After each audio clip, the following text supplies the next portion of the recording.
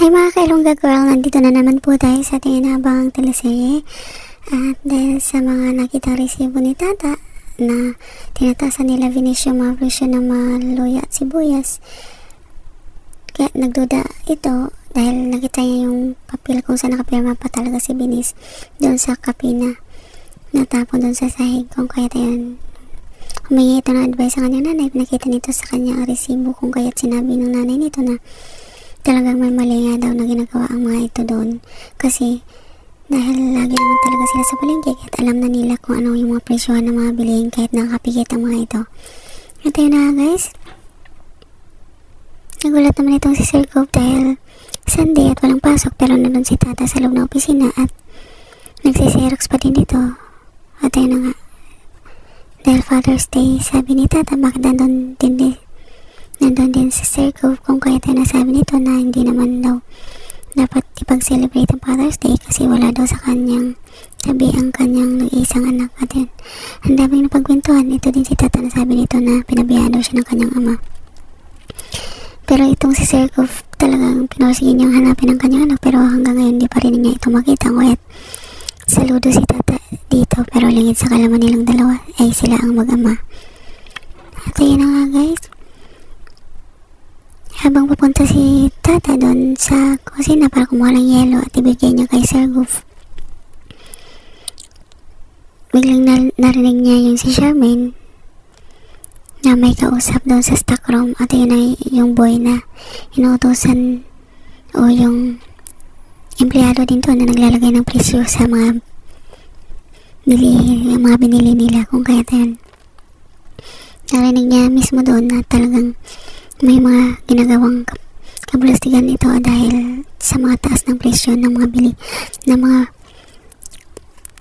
sibuyas at luya na binibili nito. Pero bago yun, nandun sila Vinis at mami nito nag-uusap sa isang bakanting lugar doon sa building din ng Palma, at umaasa silang walang tao doon kasi Sunday. At yun na nga, narinig mismo ni Tata yung usapan nila, kung kaya't nung pagdaan ni Tata, nakita mismo siya nung empleyada at tinanong siya nito na ba't nandun siya. At yun na nga, nagkunwari na lang si Tata na nag-CR. At yun, bago pa yun, may ginawa palang kabulastugan itong empleyada na nangurakot dun sa company. Binuhusan ito ng tubig ang Xerox copier ni Tata.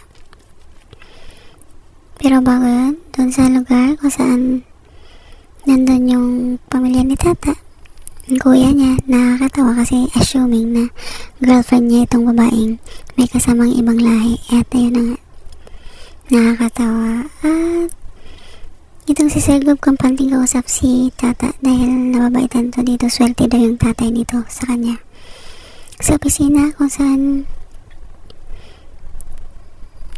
nakapila na yung mga magpapaserox dahil napansin nilang sira yung Xerox copier ni Tata. At biglang dumating itong si Vinis, galit na galit, at tinulang pa itong si Tata hanggang natumba ito sa sahig dahil pabaya daw ito sa trabaho at sinira pa talaga daw yung Xerox copier. Kung kaya sinisisanti na nito si Tata, at syempre gulat na gulat si Tata at napasagot ito na kung ano-ano. At biglang dumating itong si Francis sa likod na hindi nila napapansin, at sinabi ni Vinis na baka daw magnakaw daw ito sa company nila. Pero sa galit ni Tata, napasagot ito na bakit siya pagbibintangan, sila nga daw itong nagnanakaw sa kumpanya. Kung kaya't nagulat itong si Francis at natanong nito na ano yung narinig nito nang biglang dumating naman itong Daddy Cove niya, at sinabi nito na ano yung narinig kong may nagnanakaw sa kumpanya ko. At yun na nga guys, sobrang namutla itong si Vinis, pati na din yung kasabot niya. Kung kaya tayo na nga, abangan natin na susunod ang malata dahil kakasuhan yung kasabot ni Vinis at gusto pa nitong makasigurong babalik ta rin niya dahil nagagawin din itong kasamaan sa kay Tata dahil isisente niya ito doon para hindi na magkakaroon pa ng mga ebidensya at kung ano pa man. Thank you so much for watching guys. Please don't forget to like, subscribe, and press the bell button for you to notify on my next video. Thank you and bye!